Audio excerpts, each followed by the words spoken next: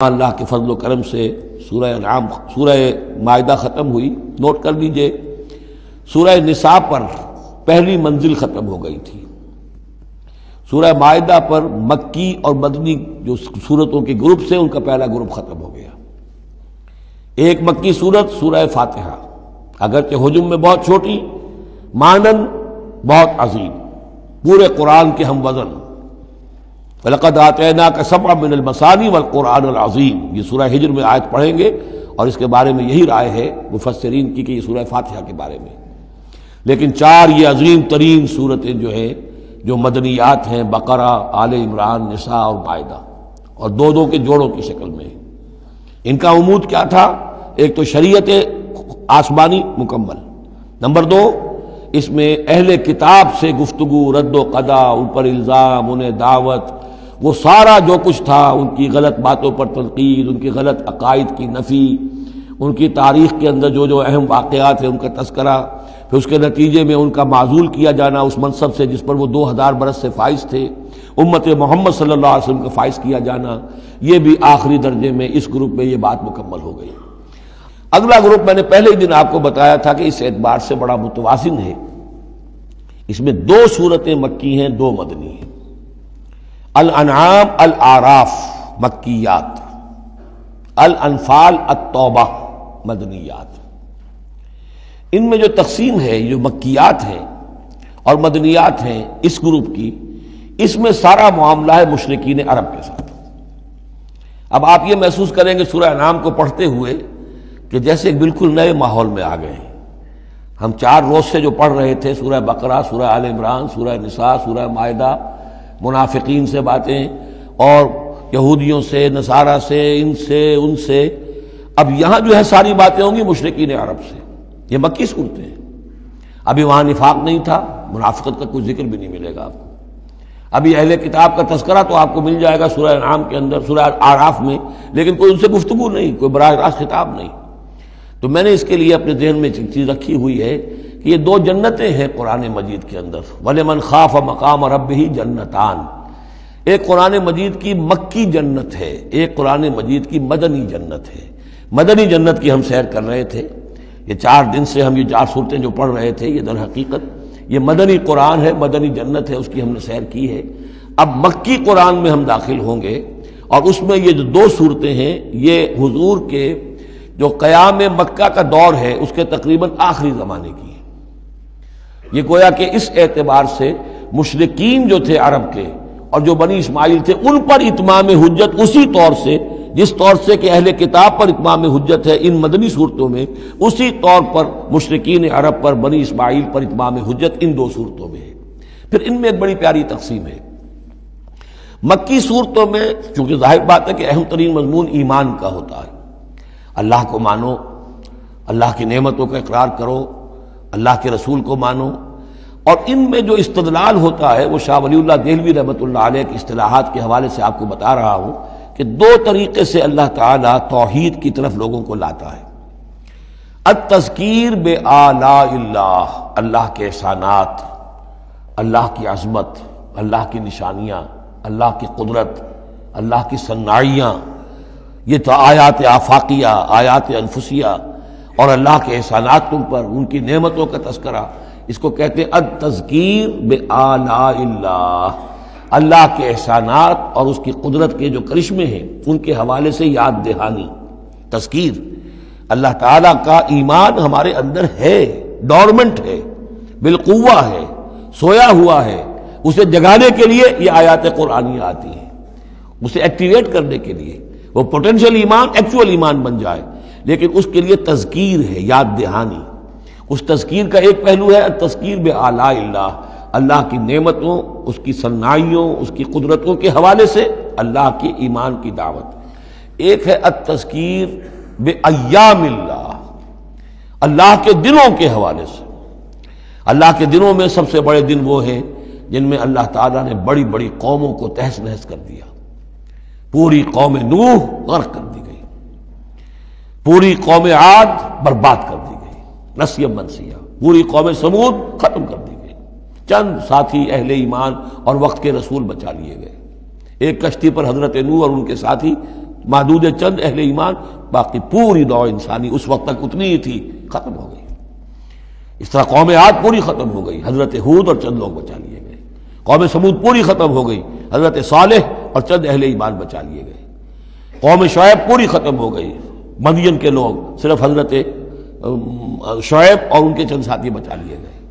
عمورہ اور صدوم کی بستیاں برباد کر دی گئی، صرف حضرت لوط علیہ السلام اور ان کی بیٹیاں وہاں سے نکل سکی ہیں، باقی پوری قوم ختم ہو گئی۔ تو یہ ایام اللہ، آل فرعون غرق کر دیے گئے۔ یہ اللہ کی سنت رہی ہے کہ جب بھی کبھی اس نے کسی قوم کی طرف رسول کو بھیجا، نبی نہیں، رسول، جب رسول بھیج دیا گیا، اب اگر قوم نے رسول کو رد کر دیا تو پھر اس کے ساتھ رعایت نہیں ہے، پھر وہ قوم ختم کر دی جائے گی، گویا کہ ثابت ہو گیا ان میں کوئی خیر نہیں ہے۔ جیسے آپ کسی باغ میں سے پتے وتے جھاڑ جھکاڑ جمع کر کے آگ لگا دیتے ہیں، تو گویا کہ یہ دنیا کے باغ کے اندر اب یہ جھاڑ جھکاڑ ہے، ان میں کوئی خیر رہا ہی نہیں۔ نبی کے رسول کے آنے کے بعد بھی یہ لوگ جو ہیں ان کی آنکھیں نہیں کھلی، تو معلوم ہوا کہ اب ان کے اندر کوئی خیر نہیں ہے، تو ان کو ختم کر دیا جائے اور زمین کو پاک کر دیا جائے۔ یہ زمین کا بوجھ ہے، زمین کے لیے گندگی ہے، پاک کر دیا جائے۔ یہ ایام اللہ ہے جن کا ذکر قرآن مجید میں بار بار آتا ہے۔ اس کے علاوہ ایام کا معاملہ پھر ایک ابتدا ہے، ازل کے اندر کیا ہوا ہے وہ بھی تو یوم ہی ہے نا، ٹائم کے حوالے سے، اور پھر کیا ہوگا ابد میں، آخرت میں کیا ہوگا۔ یہ جو ہے سلسلہ تخلیق اور ازلی حقائق، اور پھر یہ کہ بعث بعد الموت، اور پھر کیا ہونا ہے عالم برزخ میں، اور پھر کیا ہونا ہے عالم آخرہ میں، اور پھر کیا ہوگا وہاں پر اصحاب جنت بھی ہوں گے، اصحاب جہنم بھی ہوں گے، اور وہ بھی ہوں گے کہ جو درمیان میں ہوں گے۔ تو یہ تمام چیزیں جو ہیں یہ آئیں گی سورہ اعراف کے اندر۔ تو یہ تقسیم ہے توحید کے موضوع پر، یہ دونوں صورتیں بہت جامع، لیکن اول سورہ انعام کے اندر التذکیر بآلاء اللہ، اور ثانیاً سورہ اعراف اس میں آئے گی التذکیر بایام اللہ۔ اس کا سب سے بڑا مضمون جو ہے وہ اس پر مشتمل ہے۔ اور اس کے بارے میں ایک روایت یہ بھی ہے اس سورہ انعام کے بارے میں کہ یہ پوری سورت ایک ہی وقت میں نازل ہوئی ہے۔ سورہ بقرہ کی آیات مختلف اوقات میں نازل، سورہ مائدہ اسی طریقے سے، لیکن یہ سورت پوری کی پوری بیک وقت نازل ہوئی ہے۔ اور الفاظ یہ آتے ہیں کہ 70,000 فرشتوں کے جلوں میں حضرت جبرائیل علیہ الصلوۃ والسلام اس سورت کو لے کر اترے ہیں، اور یہ پوری سورہ انعام ایک ہی نشست میں، یوں سمجھیے ایک ہی تنزیل کے اندر یہ جوں کی تو اسی طرح پوری کی پوری اتری ہے۔ بات تو میں نے کئی مرتبہ عرض کی ہے کہ حجم کے اعتبار سے قرآن مجید کا 2/3 یا 2/3 حصہ مکی صورتوں پر مشتمل ہے، اور لگ بھگ 1/3 ہے کہ جو مدنیات پر مشتمل ہے۔ البتہ قرآن حکیم میں مکی اور مدنی صورتوں کے جو 7 گروپ ہیں، ان میں سے چونکہ پہلے گروپ کی مکی صورت سورہ فاتحہ ہے، حجم کے اعتبار سے بہت ہی چھوٹی، کل 7 آیات پر مشتمل، اگرچہ معنوی اعتبار سے بہت عظمت کی حامل ہے، بڑی فضیلت کی حامل ہے، تاہم یہ کہ وہ سورہ مبارکہ ایسی ہے کہ وہ مکی مدنی کی تقسیم سے بھی اعلیٰ ہے، ارفع ہے، بلندتر ہے۔ اس حوالے سے اگر دیکھا جائے تو قرآن حکیم میں اس تقسیم کے اعتبار سے، مکی اور مدنی صورتوں کے گروپ کے اعتبار سے، مکی صورتوں کے 6 گروپ بنتے ہیں، یعنی پہلے گروپ میں نہ ہونے کے برابر۔ پہلا سائزیبل جو جوڑا ہے وہ یہ ہے جو سورہ انعام اور سورہ اعراف پر مشتمل اب ہم شروع کرنے چلے۔ بعض باتیں تو آپ جان لیجئے کہ مکی اور مدنی صورتوں کی مضامین میں جو بنیادی فرق ہے، سب سے پہلی بات یہ ہے کہ مکی صورتوں میں زیادہ تر گفتگو مشرکین عرب کے ساتھ ہے، اور مکی صورتوں کا جو اصل مضمون ہے وہ توحید ہے، توحید کا اثبات، شرک کی نفی۔ اس کے ساتھ جو دوسرے ایمانیات ہیں، ایمان بالآخرہ، ایمان بالرسالت، جو اس کے ساتھ لازمی جڑے ہوئے ہیں، تو اصل مضمون جو ہے مکی صورتوں کا وہ ایمانیات ہیں، اور اس میں زیادہ تر جو خطاب ہے وہ مشرکین عرب کی طرف ہے، جبکہ مدنی صورتوں میں زیادہ تر خطاب جو ہے یا تو مسلمانوں سے بحیثیت امت مسلمہ ہے۔ مکی صورتوں میں مسلمانوں سے خطاب براہ راست بہت کم ہے، بہت کم ہے، اور ہے بھی تو بالواسطہ ہے، یعنی حضور سے خطاب کیا جاتا ہے واحد کے سیغے میں، اور گویا کہ آپ کے ذریعے سے مسلمان مخاطب ہیں۔ اصل رد و قدح جو ہے، جو گفت و شنید ہے، رد و قدح ہے، بحث و نزاع ہے، وہ سب کی سب مشرکین سے ہے، مشرکین عرب سے۔ لیکن یہ کہ جو مدنی صورتیں ان میں براہ راست خطاب امت مسلمہ سے ہے، اور یہ کہ اس کے ساتھ ہی اہل کتاب جیسا کہ ہم دیکھ چکے ہیں یہود اور نصارہ، ان کے بارے میں مفصل گفتگو ہے، ان سے خطاب ملامت کے انداز میں بھی، دعوت کے انداز میں بھی، ترغیب کے انداز میں بھی، ترغیب کے انداز میں بھی۔ پھر یہ کہ مدنی صورتوں میں منافقین سے خطاب ہے، جبکہ پورے مکی قرآن میں نفاق کا ذکر شاید کسی ایک جگہ پر آپ کو مل جائے گا، وہ بھی بہت ہی سمجھیے غیر نمایاں طور پر، اس لیے کہ مکی دور میں یہ نفاق کا مرض موجود نہیں تھا۔ اہل مکہ بڑے سخت لوگ تھے، لیکن ان میں ایک بات موجود تھی، یعنی کردار کی یہ بات ان کے اندر اچھی تھی کہ جب مانتے تھے تو پوری طرح مانتے تھے، اور نہیں مانتے تھے تو پھر ان کی مخالفت بھی بہت شدید ہوتی تھی۔ البتہ پھر یہ کہ وہ مخالفت بھی کھلم کھلا ہوتی تھی، اس میں یہ کہ وہ چال بازیاں، ریشہ دوانیاں یا اور اس طریقے سے سازشیں کرنا، یہ نہیں، کھلم کھلا بات۔ اور جب ایک دفعہ زبان دے دی تو پھر زبان پر پورے اترتے تھے۔ جبکہ یہ جو لوگ مدینے میں آباد تھے، اوس و خزرج کے، چاہے وہ اصل عرب لوگ تھے لیکن وہ بھی چونکہ یہودیوں کے زیر اثر رہے تھے، تو ایک بگڑی ہوئی مسلمان امت میں جو خرابیاں پیدا ہو جاتی ہیں اخلاق کی، کردار کی، وہ جو ہے ان میں یہود میں تو بتمام و کمال تھی، اور ان کے زیر اثر یہ کمزوریاں جو ہیں کسی نہ کسی درجے میں اوس و خزرج کے لوگوں میں بھی موجود تھیں۔ مکی صورتوں کا دوسرا مضمون جو ہے اور بدری صورتوں کا اس کے تقابل میں وہ یہ ہے کہ مکی صورتوں میں عام اخلاقیات کی بات ہوگی، سچ بولنے کی تاکید ہوگی، جھوٹ بولنے کی مذمت ہوگی، بخل کی مذمت ہوگی، سخاوت کی تعریف کی جائے گی، اطعام مساکین پر زور دیا جائے گا، تنقید ہوگی تو ان لوگوں پر ہوگی جو دولت مند ہونے کے باوجود کٹھور دل ہیں، غریبوں کو کھانا نہیں کھلاتے، یعنی جو بنیادی انسانی اخلاقیات ہیں، بیسک ہیومن مورل کریکٹر۔ جبکہ مدنی صورتوں میں اس کے برعکس اس سے اوپر آئے گی بات، وہ ہے اب احکام شریعت۔ اب یہ جائز ہے، یہ ناجائز ہے، یہ حرام ہے، یہ حلال ہے، یہ تم پر فرض ہے، یہ واجب ہے، یہ تمہیں کرنا ہے۔ تو یہ گویا کہ ایک اور فرق ہے کہ جو ان دونوں کے مابین آپ کو ملے گا۔ تیسری بات یہ ہے کہ مکی صورتوں میں رسولوں کے حالات بڑی تفصیل کے ساتھ آئے ہیں، لیکن تقریباً یوں سمجھیے کہ بتکرار و اعادہ اس میں جو اصل بات آتی ہے وہ یہ ہے کہ اللہ تعالیٰ نے جس قوم کی طرف بھی اپنے کسی رسول کو بھیجا، پھر یہ کہ اس رسول نے اپنی امکانی حد تک محنت کی، مشقت کی، حق کی دعوت پہنچا دی، حق کو مبرہن کر دیا، بات واضح ہو گئی، حق کا حق ہونا ثابت ہو گیا، باطل کا باطل ہونا ثابت ہو گیا۔ پھر بھی اگر وہ قوم اڑی رہی اور اس نے رسول کی دعوت کو نہ مانا، اس پر ایمان نہ لائی، تو پھر وہ نسیم منسیہ کر دی گئی، پھر اس کو ساتھ کوئی رعایت نہیں ہوئی، اس کو ختم کر دیا گیا، عذاب استیصال کہ اس قوم کی جڑ کاٹ دی گئی، قطع دابر القوم الذین ظلموا، جڑ کاٹ دی گئی اس قوم کی کہ جنہوں نے ظلم اور کفر کی روش اختیار کی۔ یہ خاص مضمون ہے کہ جو مکی صورتوں کا ہے۔ تو یہ تو ہے عام مضامین کے جو ان صورتوں کے اندر آپ کو ملیں گے، جو 2/3 جو ہے حجم کے اعتبار سے۔ اب آپ دیکھیے کہ ہم تقریباً کیا بلکہ یوں سمجھیے کہ 5ویں حصے سے زائد پڑھ چکے ہیں قرآن کا، 6.25 پارے ہم پڑھ چکے ہیں، تو 1/5 سے زیادہ پڑھ چکے ہیں۔ ابھی تک کوئی مکی صورت سوائے سورہ فاتحہ کے نہیں آئی۔ یہ مضامین جو میں آپ کو گنوا رہا ہوں یہ اس لیے کہ اب پہلی مرتبہ یہ سورہ انعام میں ایک بالکل بدلی ہوئی کیفیت میں آپ اپنے آپ کو پائیں گے، جو میں نے کل کہا تھا کہ ابھی تک ہم مدنی جنت میں تھے، اب مکی جنت میں اب ہمارا داخلہ ہو رہا ہے۔ تو اس میں ان 6 گروپوں کے اندر جو میں نے بتایا ہے ایک اور فرق بھی ہے کہ 2 گروپ ملا کر جو آخری 2 گروپ کی صورتیں ہیں ان میں زیادہ زور جو ہے ایمانیات میں سے آخرت پر ہے، بعث بعد الموت، حساب کتاب، جزا و سزا، جہنم اور جنت۔ درمیانی 2 گروپ کی مکی صورتوں میں زیادہ زور توحید پر ہے، اور یہ جو پہلے 2 گروپ ہیں جن میں 2 صورتیں تو یہ شامل ہیں جو سورہ انعام اور اعراف ہیں، اور پھر 14 صورتیں ہیں مسلسل سورہ یونس سے لے کر سورہ مومنون تک۔ وہ طویل ترین حصہ ہے قرآن مجید کا، مکی قرآن کا، کہ 60 پارے تک مسلسل جو ہے مکی صورتیں چلیں گی۔ ان صورتوں میں زیادہ زور رسالت پر ہے۔ وہ بات میں نے ابھی عرض کی تھی کہ رسول کی بات اگر نہ مانی جائے تو پھر قوم تباہ و برباد کر دی جاتی ہے۔ نبی کا یہ معاملہ نہیں ہے، نبی کی حیثیت ایسی ہوتی جیسے اولیاء اللہ ہیں، ان کی بات جس نے مان لی اس کو فائدہ ہو گیا، نہیں مانے اس کو نقصان ذاتی طور پر ہو جائے گا، لیکن پوری تباہی اور قوم کی ہلاکت نہیں ہوا کرتی تھی۔ عام اولیاء اللہ اور انبیاء میں فرق یہ ہے کہ عام اولیاء اللہ پر وحی نہیں آتی، انبیاء پر وحی آتی تھی، بس اس سے زیادہ فرق ان کے مقام و مرتبے میں نہیں ہے۔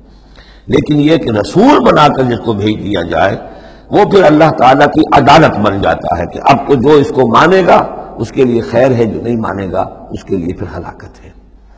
تو یہ مضامین ہے۔ باقی یہ کہ مکی صورتوں میں پھر جو جوڑے ملیں گے آپ کو، جیسے یہ جوڑا ہم پڑھ رہے ہیں انعام اعراف، اس کے بارے میں ایک بات میں آپ کو کل بتا چکا ہوں کہ جب بات ہوتی ہے اللہ تعالیٰ کو منوانے کی، اللہ تعالیٰ کی معرفت آپ کو حاصل ہو جائے، تو اس کے دو راستے قرآن اختیار کرتا ہے۔ ایک التذکیر بآلاء اللہ، یہ وہی لفظ ہے فبأي آلاء ربكما تكذبان، اللہ کی نعمتیں، اللہ کی صنائی، اللہ کی قدرتیں، اور اس کے حوالے سے تذکیر اور یاد دہانی اور ایمان کے حقائق کو انسان کے جو قلب کے اندر مضمر ہیں لیکن ڈورمنٹ ہیں، سوئے ہوئے ہیں، ان ایکٹیو ہیں، انہیں اجاگر کرنا۔ اور دوسرا حصہ جو ہوتا ہے التذکیر بایام اللہ، جو رسولوں کو جن قوموں کی طرف بھیجا گیا اور ان کی قوموں نے ان کی بات کو ماننے سے انکار کیا تو جو ان کو نسیہ منسیہ کیا گیا، یہ بڑے بڑے اللہ کے دن ہیں۔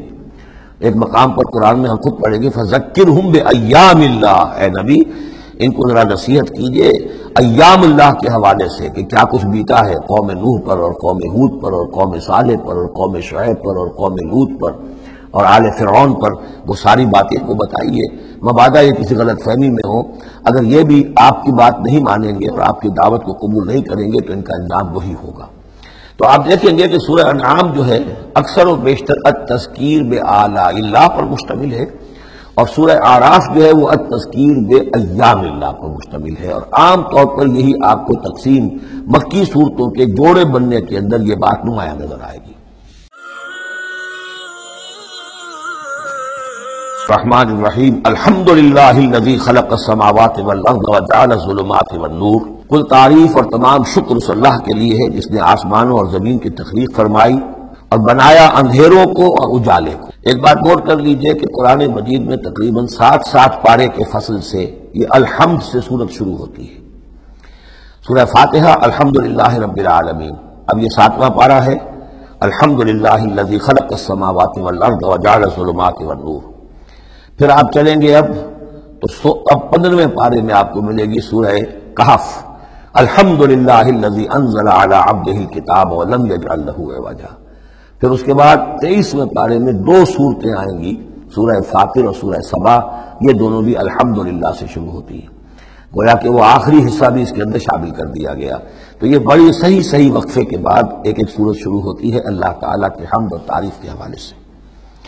خاص طور پر بات نوٹ کرنے کی ہے جعلس، خلق اور جعلہ، آسمان اور زمین چونکہ مادی حقیقتیں ہیں لہذا ان کے لیے لفظ خلق آیا ہے، لیکن نور اور اجالا اور اندھیرا جو ہے یہ در حقیقت اس طرح کی نہیں ہے۔ اندھیرا کس کو کہتے ہیں؟ نور کے نہ ہونے کا نام اندھیرا ہے، یہ اس طرح کی کوئی مادی حقیقت نہیں ہے، اس لیے اس کے لیے لفظ جو ہے جعلہ آیا، بنائے، اس نے ٹھہرا دیے، بنا دیے، نمایاں کر دیے، معلوم ہو گیا کہ یہ اجالا ہے، یہ اندھیرا ہے۔ ثم الذین کفروا بربہم یعدلون، پھر بھی وہ لوگ جو اپنے رب کا کفر کرتے ہیں اس کے برابر کیے دیتے ہیں، یعدلون بہ شرکاءہم، یعنی جن کو انہوں نے شریک سمجھا ہوا ہے، جن کو انہوں نے اللہ کی ذات میں یا صفات میں یا حقوق میں شریک کیا ہے، تو لوگوں کا حال یہ ہے کہ جبکہ آسمانوں اور زمین کا پیدا کرنے والا بھی تنہا اللہ ہے، اور جبکہ ظلمات اور نور کا جو ہے بنانے والا بھی تنہا اللہ ہے، لیکن پھر بھی لوگوں کا حال یہ ہے کہ انہوں نے اللہ کے ساتھ، اپنے رب کے ساتھ کچھ اور ہستیوں کو برابر ٹھہرا دیا ہے۔ مجھے ایک صاحب نے یہ بات کہی ہے کہ یہ سورہ نساء میں جو ہم 2 مرتبہ گزرے ہیں ایک آیت سے، ان اللہ لا یغفر ان یشرک بہ ویغفر ما دون ذلک لمن یشاء، تو یہ بڑی اہم آیت تھی اور آپ نے اس کی طرف توجہ زیادہ نہیں دی۔ یقیناً یہ بڑی اہم آیت ہے، اس میں کوئی شک نہیں کہ اللہ تعالیٰ اسے ہرگز معاف نہیں فرمائے گا کہ اس کے ساتھ شرک کیا جائے، البتہ یہ ہے کہ اس سے کم تر جو گناہ ہوں گے جن کو چاہے گا بخش دے گا بغیر توبہ کے۔ باقی یہ کہ شرک سے بھی انسان تائب ہو جائے تو شرک بھی معاف ہو جائے گا، لیکن یہ کہ اس میں ضرورت ہوتی ہے اس بات کی کہ وضاحت کی جائے کہ شرک صرف بت پرستی کا نام نہیں ہے، شرک صرف اس کا نام نہیں کہ وہ مورتی رکھی ہوئی ہے اسے آپ نے سجدہ کیا ہو۔ سمجھنے کی ضرورت یہ ہے کہ شرک کہتے کسے ہیں۔ تو اگرچہ میرا اپنا انداز تو یہ ہے کہ چونکہ مدنی صورتوں کے یہ مرکزی مضامین نہیں ہیں، یہ مضامین تو آئیں گے، اصل میں شرک اور توحید کی حقیقت کھلے گی آگے چل کر مکی صورتوں میں، خاص طور پر حوامیم میں جا کر یہ بات اور کھلے گی۔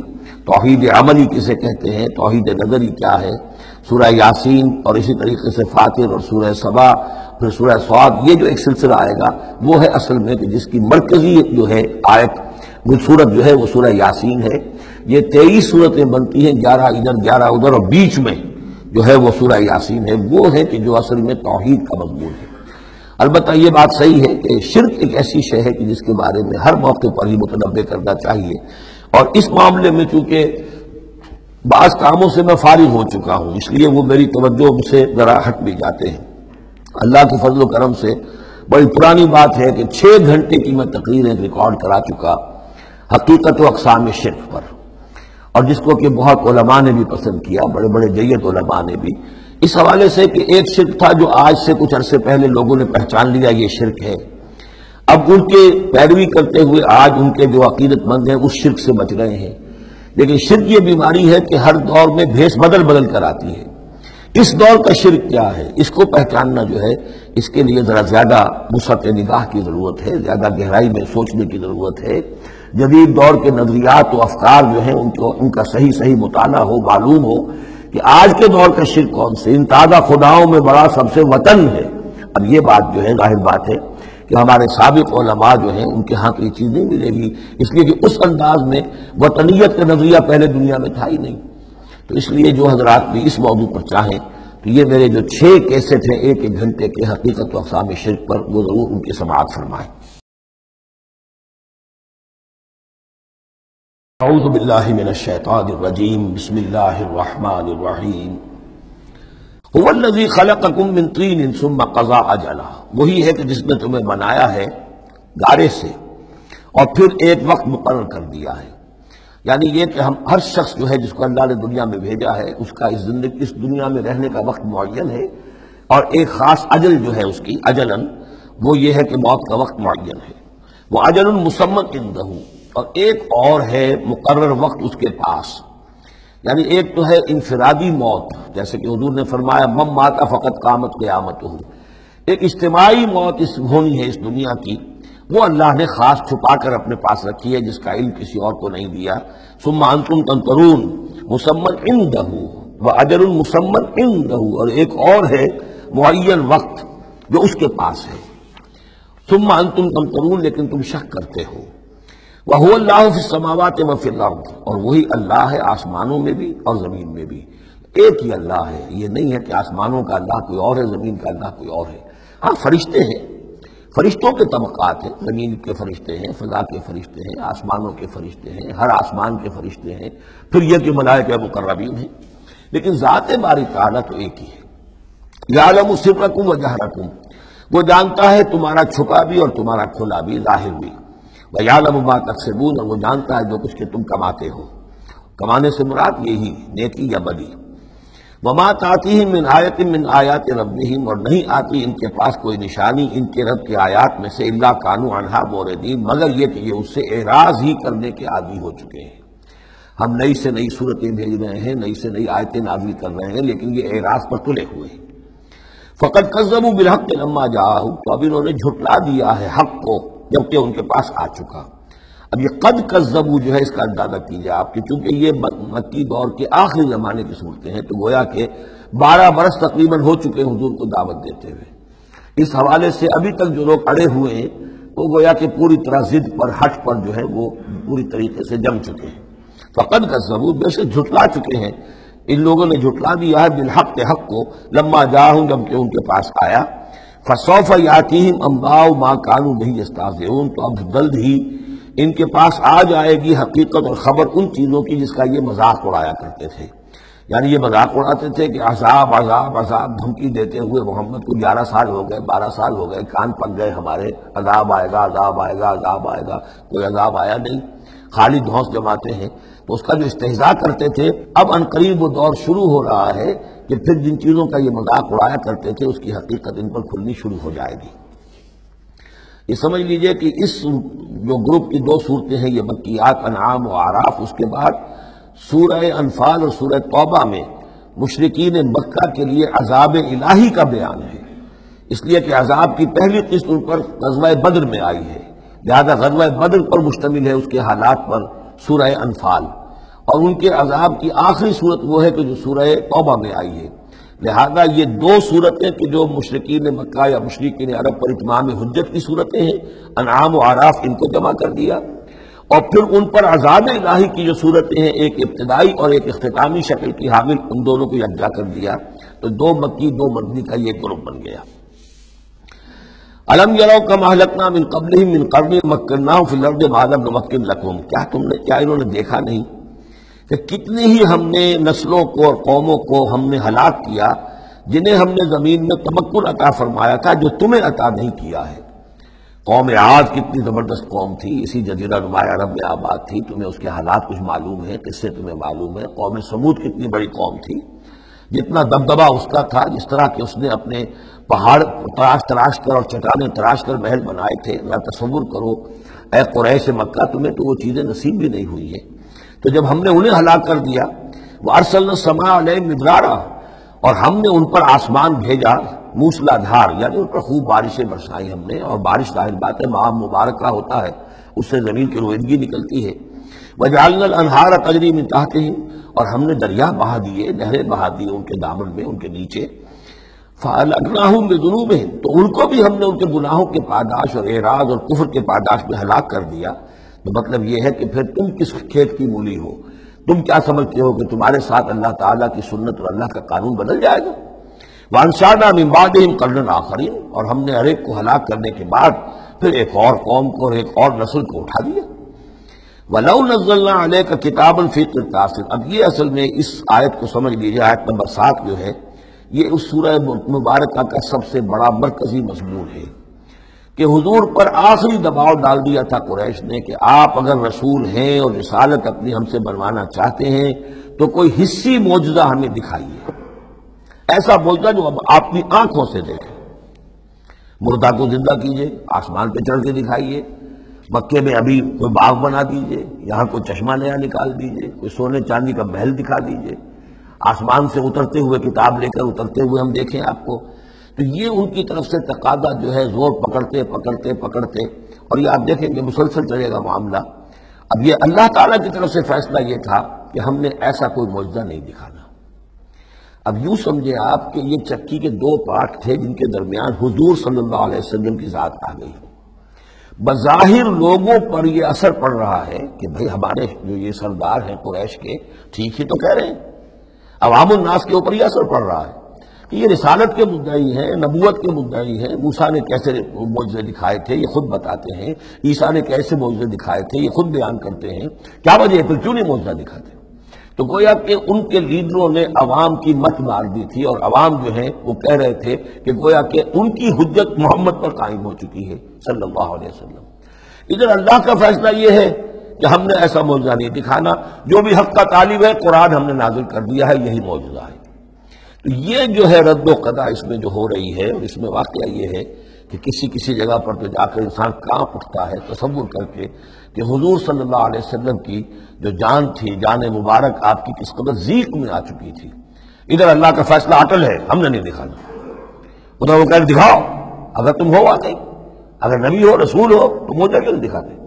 تو اس کے درمیان گویا کہ ان کے لیے، اور یہ اس کا مرکزی مضمون ہے سورت کا، اور کچھ آگے چل کر جب یہ اپنے کلائمیکس کو پہنچے گا تو واقعہ یہ کہ رونگٹے کھڑے ہو جاتے ہیں۔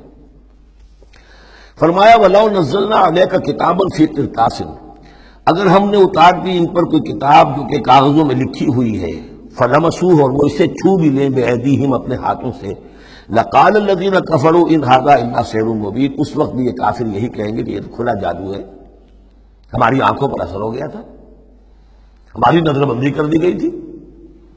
جس نے نہیں ماننا اس نے نہیں ماننا ہے، البتہ ہوگا کیا، ہم ایسا معجزہ دکھا دیں گے کہ مہلت ختم ہو جائے گی، پھر فوراً عذاب آئے گا۔ اس لیے ابھی ہماری رحمت کا تقاضا یہ ہے، ہم انہیں مہلت اور دینا چاہتے ہیں، ابھی اور اس کو دودھ کو بلونا ہے، شاید اس میں سے کچھ اور مکھن بھی نکل آئے، اس لیے ہم معجزہ نہیں دکھا رہے۔ معجزہ دکھائیں گے مہلت ختم ہو جائے گی، عذاب فوراً آ جائے گا۔ اعوذ باللہ من الشیطان الرجیم، بسم اللہ الرحمن الرحیم۔ وقالوا لولا انزل علیہ ملک، اور وہ کہتے ہیں کیوں نہیں اترا ان کے اوپر کوئی فرشتہ، اوپر سے کوئی فرشتہ جو ہے پروں سے آتا دیکھتے ہم کہ ہاں آ رہا ہے۔ وَلَوْ أَنزَلْنَا مَلَكًا، اور اگر ہم نے فرشتہ اتار دیا ہوتا، لَقُضِيَ الْأَمْرُ ثُمَّ لَا يُنظَرُونَ، پھر تو فیصلہ ہی چکا دیا جاتا، پھر انہیں کوئی مہلت نہ ملتی۔ یعنی یہ کہ یہ ساری جو آزمائش ہے اس دنیا کی زندگی میں، وہ تو غیب کے پردے کی وجہ سے تو آزمائش ہے، غیب کا پردہ اٹھ جائے امتحان ختم، پھر تو نتیجے کے ڈکلیئر کرنے کا وقت آ جائے۔ یہ تو امتحان جو ہے سارا اس غیب ہی کی وجہ سے تو ہے۔ وَلَوْ جَعَلْنَاهُ مَلَكًا لَجَعَلْنَاهُ رَجُلًا، اور اگر ہم اسے فرشتہ بنا کر بھیج بھی دیتے، کسی بجائے محمد کے صلی اللہ علیہ وسلم کسی فرشتے کو نبی بنا کر بھیجتے، تو اسے بھی ہم نے انسان بنا کر بھیجنا تھا، انسانوں کے لیے بھیجنا تھا نا۔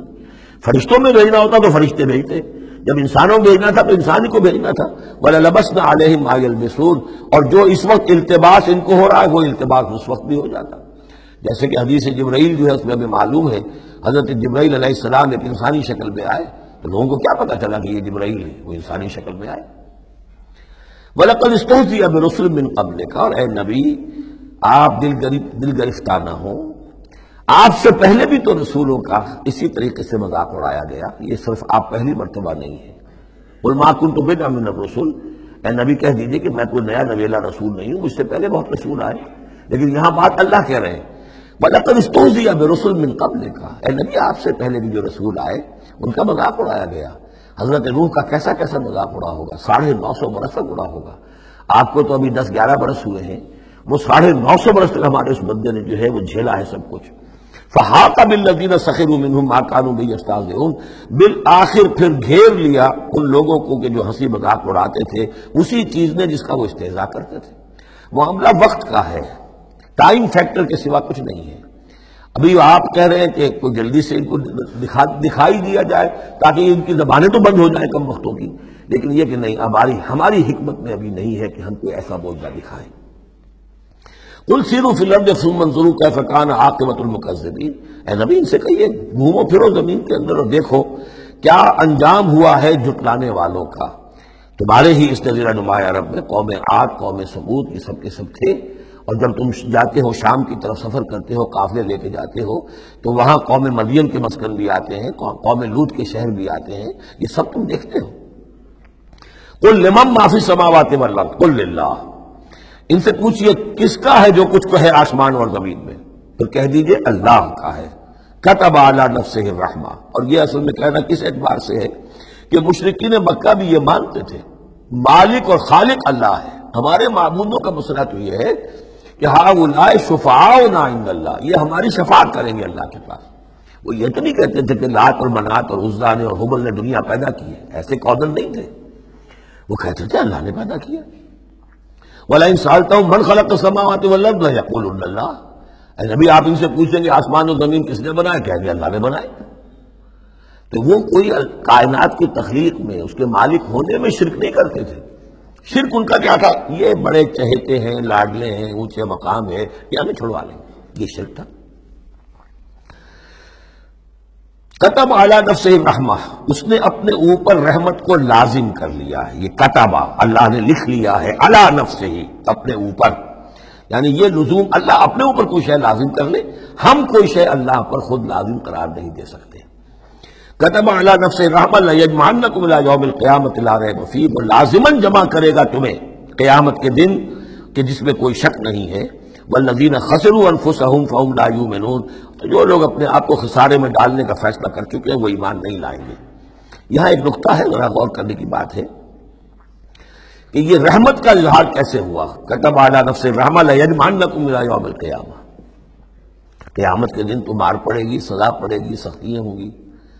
اہل ایمان کے لیے یہ رحمت کا ظہور ہوگا، یہاں رخ ہے اہل ایمان کے لیے، انبیاء و رسل کے لیے، صدیقین اور شہداء کے لیے، صالحین کے لیے۔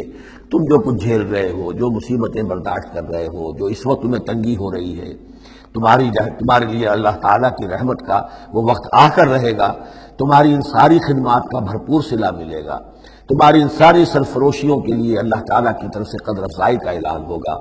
کتب علی نفسہ الرحمہ لیجمعنکم الی یوم القیامہ، کبھی تمہیں یہ خیال نہ آئے کہ ہم تو سب کچھ یہاں پر اپنا لٹا بھی بیٹھے اللہ کے لیے، پتہ نہیں وہ دن آئے گا بھی کہ نہیں، پتہ نہیں کوئی ملاقات ہونی بھی ہے کہ نہیں، پتہ نہیں یہ سب کچھ جو ہے واقعی حق ہے یا نہیں کہ جمع ہونا ہے اللہ کے ہاں اور جزا و سزا ہونی ہے۔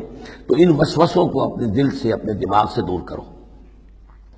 لہ ما سکن فی اللیل والنہار، اور اسی کا ہے جو کچھ کے ساکن ہو جاتا ہے رات میں، اور یہاں مقابلے کا لفظ محذوف ہے، وما تحرک فی النہار، اور جو شے متحرک ہو جاتی ہے دن کے وقت۔ یہ مقابلے کے لفظ کو قرآن مجید میں حذف کر دیا جاتا ہے تاکہ آدمی خود اپنی عقل سے کام لے، ورنہ ظاہر بات ہے کہ نہار جو ہے دن کا وقت ہے، وہ سکون کے لیے نہیں ہے۔ وَلَهُ مَا سَكَنَ فِي اللَّيْلِ وَمَا تَحَرَّكَ فِي النَّهَارِ، وہ اسی کا ہے جو کچھ کے رات کے وقت سکون پکڑتا ہے اور دن کے وقت متحرک ہو جاتا ہے۔ وَهُوَ السَّمِيعُ الْعَلِيمُ، وہ سب کچھ سننے والا اور جاننے والا ہے۔